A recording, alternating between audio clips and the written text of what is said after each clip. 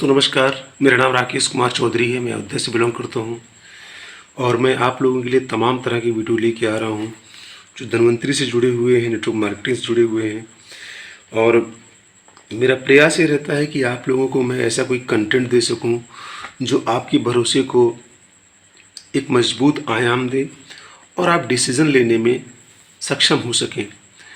देखिए, बहुत सारी चीज़ें हमारे आसपास रहती हैं और वो हमारी ब्रेन की प्रोग्रामिंग करती हैं, हमारे चाहते हुए भी ना चाहते हुए भी।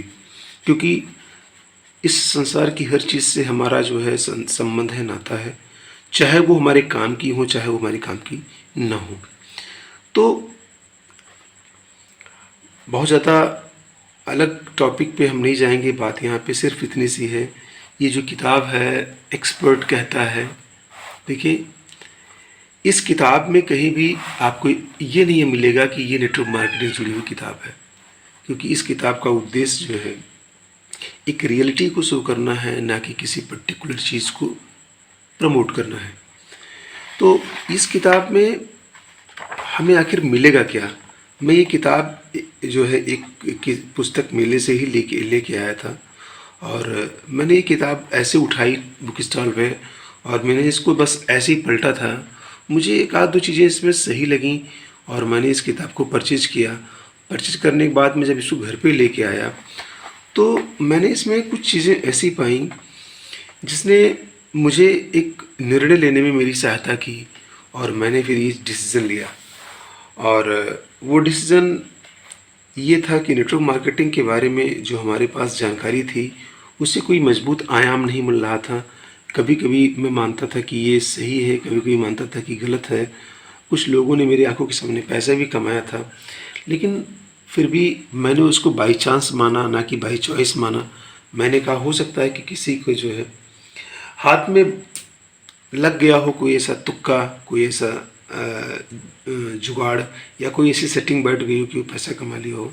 मैं इसको एक एक पक्का और एक यूँ कह लीजिए कि कैरियर बेस्ड सिस्टम नहीं मानता था। तो मेरे विश्वास को एक मजबूत आयाम इस पुस्तक ने दिया। और मेरे कहने का सिर्फ इतना मकसद है, मैं इस पुस्तक को इसलिए नहीं प्रमोट कर रहा हूँ कि इसकी प्रतियाँ बिकेंगी तो इस ओनर को फ़ायदा जाएगा। मेरा सिर्फ इतना मकसद है, ना मैं इसका प्रमोटर हूँ, लेकिन मेरा मकसद सिर्फ इतना है कि आप लोगों को सही कंटेंट मिल सके। इसलिए मैं बता रहा हूँ कि ये किताब बहुत महंगी नहीं है। ठीक है, ये 125 रुपये की मैंने लिया था और आज इसका रेट क्या है मुझे नहीं पता है। इसमें से शायद की डेट भी पड़ी होगी जब मैंने लिया था इसको। मैं क्योंकि डेट डालता हूँ, देखिए पड़ी होगी नहीं पड़ी होगी मुझे याद नहीं, लेकिन तब भी ये किताब जो है संस्करण 2014 की है ये। ठीक है ना, पुरानी किताब है। मैंने इसको लगभग आज के 6-7 साल पहले लिया रहा होगा, 7 से नीचे नहीं है। तो अभी हो सकता दाम इसका बढ़ गया हो। इसके राइटर है दिनेश कुशवाहा जी और इस किताब को आप ज़रूर पढ़िए, मैं इतना कहूँगा। आज मैं कुछ चीज़ें इसके बारे में इसमें जो है मैं आपको एक्सप्लोर करूँगा और उसमें से मैं एक ही टॉपिक लूँगा क्योंकि वीडियो बहुत लंबा हो जाएगा।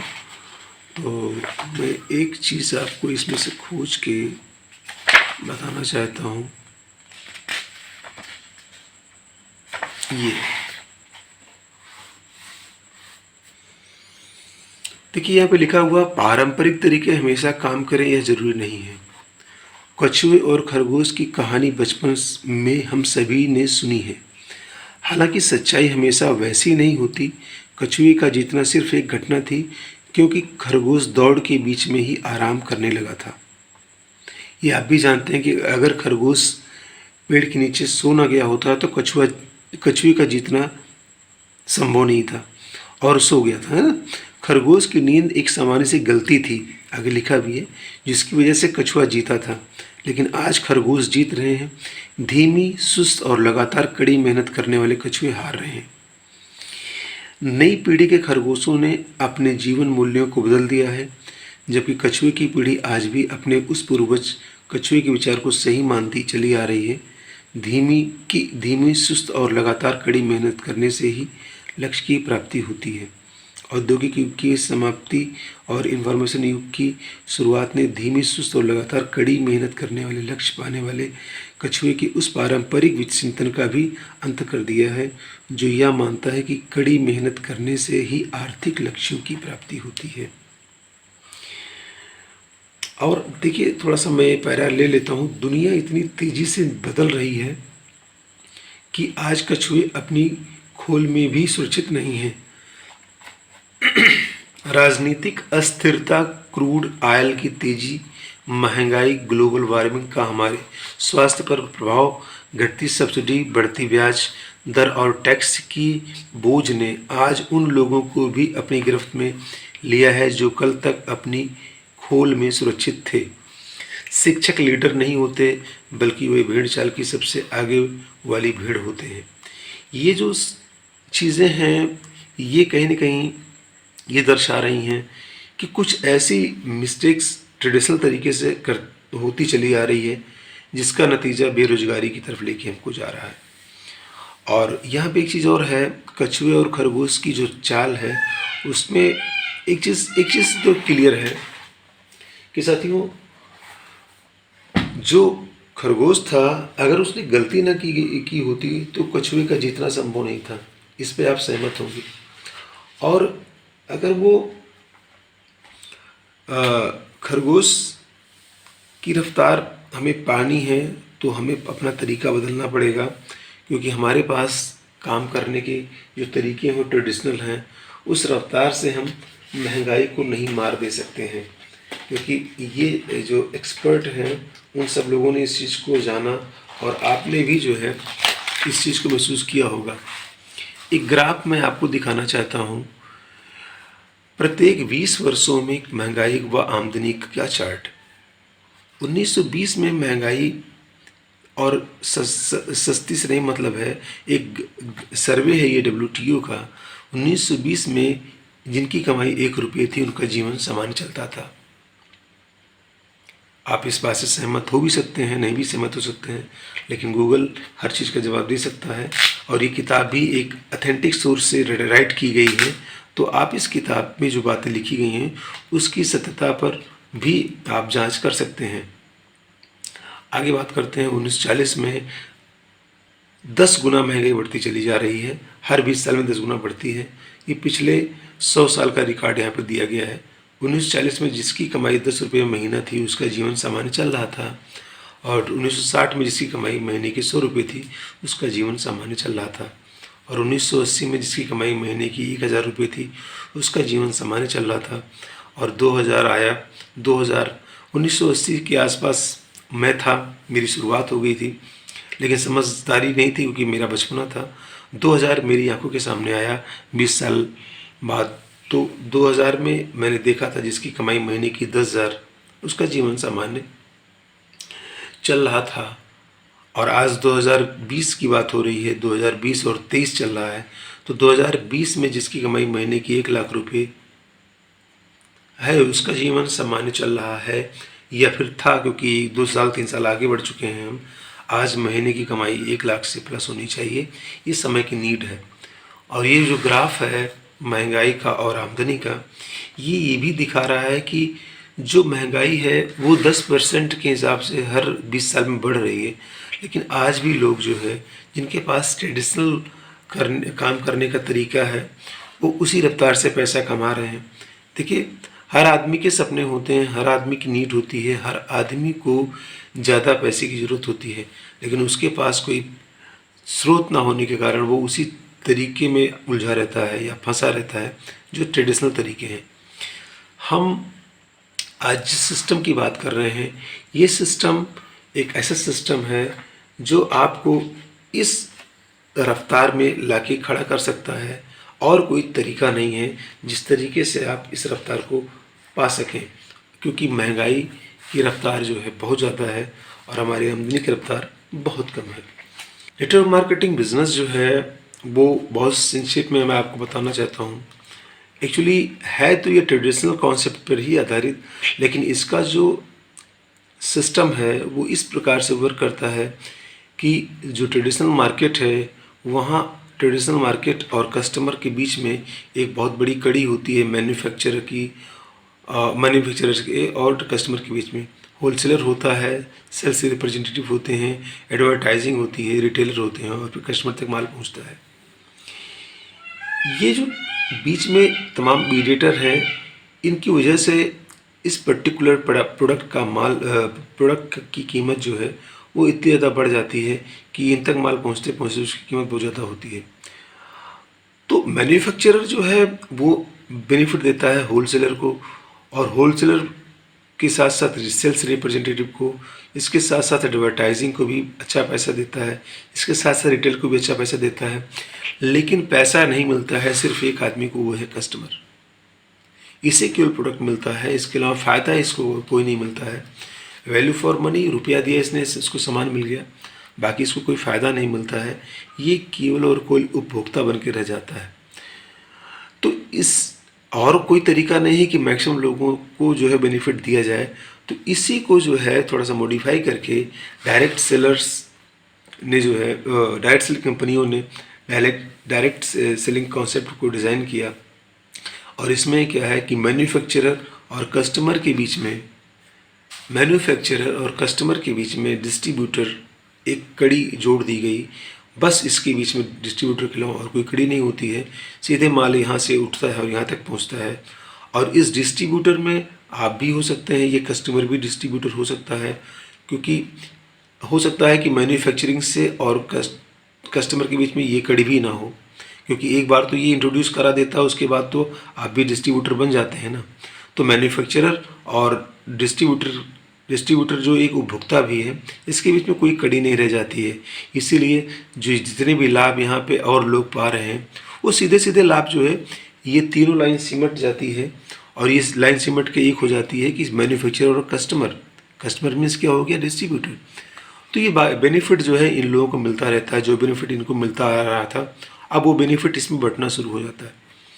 तो ये कोई फेक या कोई स्कैम नहीं है, ये एक ट्रेडिशनल, एक लॉजिकली एक आजमाया हुआ ये सिस्टम है जिसको डिज़ाइन किया गया है। इसके बारे में हमको नॉलेज लेने की ज़रूरत है। बहुत सारे लोग ऐसे फील्ड में हैं जिनके पास अधकचरा नॉलेज है, या क्यों लीजिए कि इनकम्प्लीट इन्फॉर्मेशन है, और उन्होंने कभी इस चीज़ पे प्रयास नहीं किया कि आओ चल के इसको देखें कि इसमें वास्तव में सच्चाई कितनी है। क्योंकि जब हर कोई नेटवर्क मार्केटिंग के बारे में बात कर रहा है, तो फिर हमें भी इसके बारे में जानने की ज़रूरत है। मेरे मन में जिज्ञासा पैदा हुई, और इस किताब में जो बातें बताई गई हैं, इस किताब में ऑलरेडी ये बातें बताई गई हैं जो मैं इसमें बता रहा हूँ, और इसके अलावा बहुत सारी बातें इसमें बताई गई हैं। तो इस चीज़ ने इस किताब से वेरीफाई करते हुए मेरे दिमाग में एक डाटा ये बैठा कि नहीं, ये कहीं ना कहीं कोई ना कोई एक बहुत ही लंबी रिसर्च के बाद एक नई चीज़ सामने आई है। और इसमें आज ऐसी ऐसी कंपनियां मार्केट में हैं जिन्होंने अच्छे अच्छे प्रोडक्ट लोगों को पहुंचाए हैं और उनको बेनिफिट में मिल रहा है। अब यहाँ पे एक चीज़ मन में आती है कि क्या हमारे घर में जो हम ट्रेडिशनल तरीके से प्रोडक्ट यूज़ कर रहे हैं उनका मार्केट ख़त्म हो जाएगा, हमको जो भी सामान मिलेगा डायरेक्ट सेल के माध्यम से मिलेगा? तो इसका जवाब देना बहुत आसान नहीं है अभी। हाँ, फ्यूचर में ऐसा कोई सिस्टम बन सकता है कि जो भी चीज़ें हमारे पास तक आएंगी उसमें कहीं ना कहीं हमको भी पैसे का बेनिफिट मिलेगा। लेकिन अभी फ़िलहाल वेलनेस में ऐसी बहुत सारी कंपनियां हैं जिनका जो प्रोडक्ट है अगर ट्रेडिशनल मार्केट में चला जाएगा तो शायद फिर यही चीज़ें हैं कि गिने चुने लोगों को पैसा आएगा, बाकी जो यूजर्स हैं उन्हें कोई बेनिफिट नहीं मिलेगा। लेकिन यहाँ पे आपको बता दें, ऐसे बहुत सारे एग्जांपल हैं जिन्होंने जो है प्रोडक्ट यूज़ किया और बाद में वो उन्होंने इस बिज़नेस को अपनाया और आज अच्छी अर्निंग कर रहे हैं।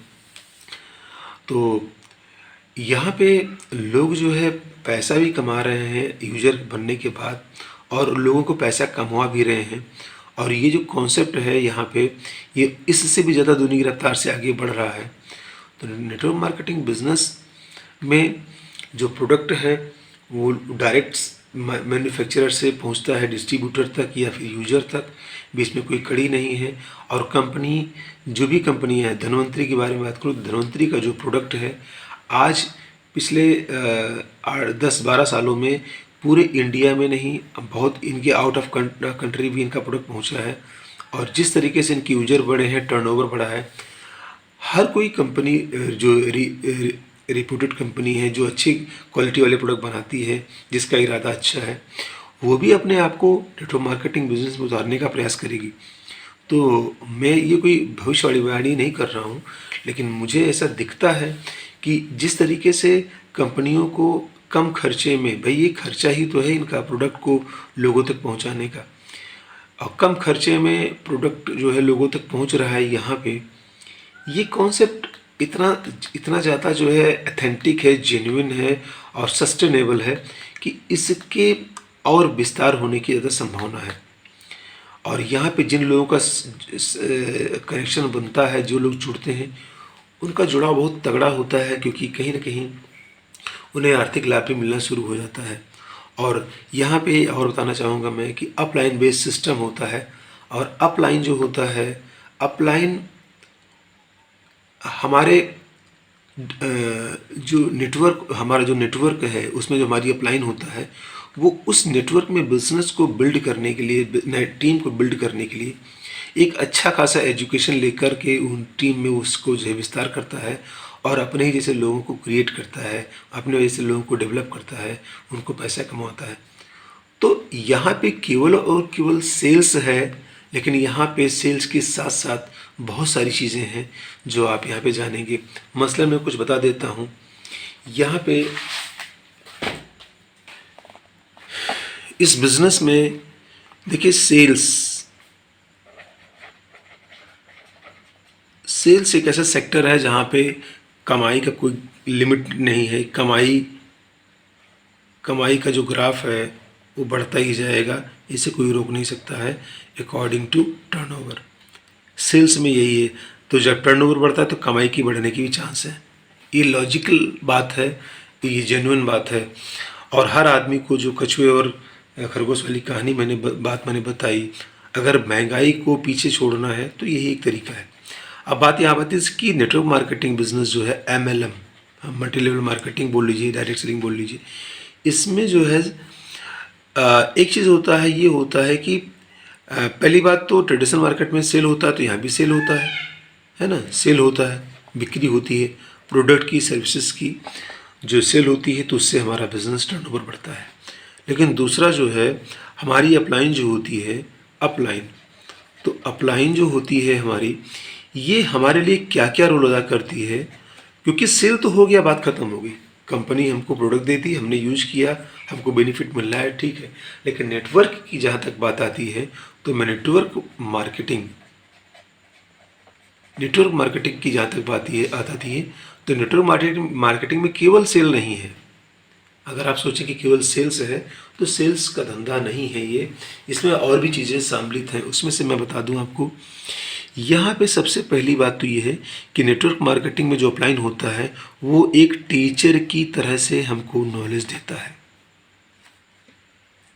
ध्यान दीजिएगा, एक टीचर की तरीके से हमको नॉलेज देता है, नॉलेज, क्योंकि टीचर क्या करता है, हमको नॉलेज देता है। नंबर 2 है, वो हमको एक कोच की तरीके से, कोच जो होता नहीं, वो हमारी आदतों में सुधार लाता है, आदतों में। क्योंकि देखिए, ऐसा है ना कि जो दुकानदार होता है, वो दुकानदार हमको माल बेच देता है, माल बेचा, हमने माल लिया, उसको पैसा दिया, हमारा संबंध खत्म नहीं है, केवल उतने तक की सीमित है। फिर कोई नीड हुई, फिर हम उसके पास जाते हैं, पैसा दिया, सामान लिया, काम खत्म। हमारे स्वभाव से उस दुकानदार को कोई प्रभाव नहीं पड़ता है, न उस दुकानदार के स्वभाव से हमारे ऊपर कोई प्रभाव पड़ता है। लेकिन इस बिज़नेस में नेटवर्क मार्केटिंग का नॉलेज हमारा अपलाइन देता है, इसलिए वो टीचर का रोल अदा करता है। और हमारी आदतों का भी हमारे नेटवर्क पर फ़र्क पड़ता है। हमारी आदतें अगर सही नहीं हैं तो हमारा नेटवर्क सस्टेन नहीं करेगा, हमारी आदतें अगर ख़राब हैं तो हमारा नेटवर्क ग्रो नहीं करेगा, हमारी आदतें अगर ख़राब हैं तो हमारे बिज़नेस में ग्रोथ नहीं आएगी। क्यों? क्योंकि लोग जो है आपके साथ जुड़ना पसंद नहीं करेंगे, आपके साथ वो लोग जुड़ेंगे, लोग उनके साथ जुड़ेंगे जिनके पास नॉलेज बढ़िया हो, ध्यान दीजिएगा, जिनकी आदतें बढ़िया हो, और जिनके पास प्लानिंग हो, तो स्ट्रेटजी जो अच्छे प्लानर हों, प्लानर जो अच्छी प्लानिंग करते हैं, जिनका नियोजन बढ़िया हो, नियोजन है ना, जिनके पास प्लानिंग का तरीका हो, ये भी है। तो एक अच्छा प्लानर भी होना चाहिए हमारा अपलाइन। इसके बाद बात आती है हमारा अपलाइन एक अच्छा जो है मेंटर भी होना चाहिए, क्योंकि मेंटर अगर रहेगा तो नई नई चीज़ें हमको अपडेट्स, है ना, तमाम तरह की अपडेट्स हमको देता रहेगा। वो हमारा एज ए मेंटर भी वर्क करता है। इसके बाद बात करते हैं तो हमारा अपलाइन जो है वो एक एडवाइज़र की तरीके से भी होना चाहिए। एडवाइज़र जो होता है वो हमको बढ़िया सलाह देता है। दुकानदार हो सकता है कि अपने फ़ायदे के लिए आपको गलत सलाह भी दे सकता है। दुकानदार अपने फ़ायदे के लिए आपको वो सामान भी बेच सकता है जिसमें जो हो सकता है कि थर्ड क्वालिटी का हो, उसको ज़्यादा बेनिफिट हो। लेकिन यहाँ पे नेटवर्क मार्केटिंग में जो हमारा अपलाइन होता है वो आपको गलत सलाह नहीं देगा, क्योंकि गलत सलाह देगा तो उसका नेटवर्क ग्रो नहीं करेगा। कहीं ना कहीं आपकी ग्रोथ में उस नेटवर्कर का, उस नेट लीडर का भी हित छुपा हुआ है, इसलिए वो आपको गलत सलाह नहीं देगा। तो एक अच्छा एडवाइज़र भी होना चाहिए। तो एक टीचर हो गया, टीचर का रोल अदा करता है, एक कोच का रोल अदा करता है, एक प्लानर का रोल अदा करता है, एक मेंटर का रोल अदा करता है, एक एडवाइज़र का रोल अदा करता है ना। ये सारे गुण जो है एक लीडर के अंदर होते हैं, जो एक अपलाइन के अंदर होते हैं, जो इन सब चीज़ों पे वर्क करता है। और इसीलिए नेटवर्क मार्केटिंग में बहुत सारा एजुकेशन, बहुत सारा नॉलेज जो है दिया जाता है। तो कितनी चीज़ें मैंने बताई, 1 2 3 4 5। और टीचर हो गया, कोच हो गया, प्लानर हो गया, मेंटर हो गया, एडवाइज़र हो गया। एक चीज़ और होता है, क्योंकि हमारे अंदर स्किल डेवलप करनी होती है, हमारे अंदर स्किल हमको डेवलप करनी होती है, और स्किल डेवलप करने के लिए हमको एक ट्रेनर की ज़रूरत होती है। अब स्किल में क्या क्या चीज़ें हैं, जैसे किसी को प्रोडक्ट के बारे में बताना है तो ये प्रेजेंटेशन तक का तरीका वो सिखाता है, प्लान करने का तरीका सिखाता है, आपके एटीट्यूड को भी वो डेवलप करता है। तो एटीट्यूड को डेवलप करने के लिए वो एक काउंसलर का भी रोल अदा करता है। काउंसलर, काउंसलर है ना, इससे हमारे मन में हमारे एटीट्यूड को भी वो डेवलप करता है। तो 1 2 3 4 5 6 7 6-7 तरीके में चीज़ें मैंने बताई हैं। इन चीज़ों का, ये सारी चीज़ें उसके अंदर होती हैं। चलिए मैं फिर से एक बार दोहरा देता हूँ। एक नेटवर्क मार्केटिंग में जो सेल्स होता है, सेल्स के अलावा जो इसमें बहुत सारी चीज़ें होती हैं। यही कारण है कि नेटवर्क मार्केटिंग में बहुत सारा नॉलेज दिया जाता है। उसके पीछे क्या कारण, क्या जो अपलाइन हमारा होता है, अपलाइन को अपना नेटवर्क बनाना है, या किसी भी लीडर को आप यहाँ पे अपने आप को मानिए, आपको नेटवर्क बनाना है अगर, तो आपको केवल सेल करना नहीं आना चाहिए। सेल से काम नहीं चलेगा। उस नेटवर्क को आगे सस्टेन करने के लिए आपके अंदर एक टीचर का गुण होना चाहिए, ताकि आप लोगों को नॉलेज दे सकें। एक कोच का आपके अंदर गुण होना चाहिए, ताकि आप उनकी आदत को बदल सकें। एक एक एडवाइज़र, एक प्लानर के तरीके से आपके अंदर गुण होना चाहिए, ताकि आप उनको प्लानिंग करा सकें। एक मेंटोर का भी आपके अंदर गुण होना चाहिए, जाके ताकि उनको जो है उनकी अंदर क्रिएटिविटी ला सकें। ठीक है ना, उनके अंदर जो है आप क्रिएटिविटी ला सकें। और एडवाइज़र, एक अच्छे सच्चे सलाहकार होने चाहिए आप। और ट्रेनिंग उनके अंदर डेवलप करनी, सॉरी उनके अंदर स्किल डेवलप करनी है, इसलिए आपके अंदर आपको एज ए ट्रेनर भी वर्क करना पड़ता है। और उनका एटीट्यूड भी आपको बदलना है, उनका दृष्टिकोण भी बदलना है, इसलिए आपके अंदर काउंसलर का भी गुण होना चाहिए। तो इतनी सारी चीज़ें हैं यहाँ पे। अगर हम इस इंडस्ट्री से अगर हम अलग हटें तो लोगों के अंदर ये single single single single single single quality होती है। लेकिन एक नेटवर्क मार्केटिंग में जो एक अपलाइन होता है, या यूँ कह लीजिए एक जो लीडर होता है, उसके अंदर इतने सारे गुणों को डेवलप करना पड़ता है। यही कारण है कि नेटवर्क मार्केटिंग में बहुत सारा एजुकेशन सिस्टम और बहुत सारी मेहनत लगती है अपने आप को अपडेट करने में। कभी कभी लोग सोचते हैं कि यार ये लोग खाली एक चीज़ करते हैं, मीटिंग मीटिंग मीटिंग, जब देखो तब मीटिंग, जब देखो तब मीटिंग। तो आपको ये मीटिंग जो होती है ना, मीटिंग, इस मीटिंग के बारे में आपको मैं इतना कहूँगा कि अगर हमें कोई भी ज्ञान लेना होता है तो गुरु के पास जाना पड़ता है ना, टीचर के पास जाना पड़ता है ना। लेकिन टीचर भी हमें कहाँ मिलता है? स्कूल में मिलता है। तो वैसे ही जो हमारे सेमिनार्स होते हैं, जो बड़े बड़े वर्कशॉप लगाए जाते हैं, उसमें एक साथ सब मिल करके जो है नॉलेज लेते हैं। स्किल डेवलप करने के लिए वर्कशॉप लगाई जाती हैं, ट्रेनिंग लगाई जाती हैं। तो ठीक उसी प्रकार से विद्यालय में बच्चे जाते हैं और वहाँ पे एजुकेशन लेते हैं। तो इतनी ढेर सारी चीज़ें सीखनी रहती हैं, सिखानी रहती हैं, बात करना रहता है। नेटवर्क मार्केटिंग में लोगों को उत्साह देना रहता है, एनर्जी देनी रहती है, उनका भरोसा बढ़ाना रहता है। तो ये जो है मीटिंग से ही संभव है, एक एक करके संभव नहीं है। यही कह लीजिए कि किसी से हम ये उम्मीद करें कि केवल वो आदमी जुड़ जाएगा और अच्छा काम करेगा, नेटवर्क बनाएगा, तो हाउ इट इज़ पॉसिबल? ये चीज़ बिल्कुल असंभव है।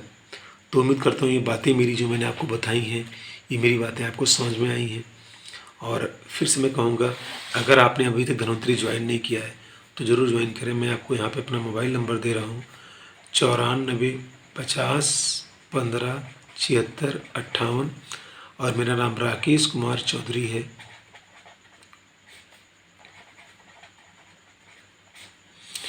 और मैं जो है अयोध्या से हूँ।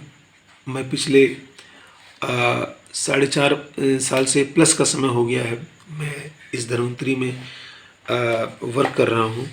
और अगर आपने अभी तक धन्वंतरी में साइन अप नहीं किया है, रजिस्टर्ड नहीं हुए हैं, तो शुरुआत करिए, एक बढ़िया काम होगा। तो मिलते हैं नेक्स्ट वीडियो में, तब तक के लिए दोस्तों नमस्कार।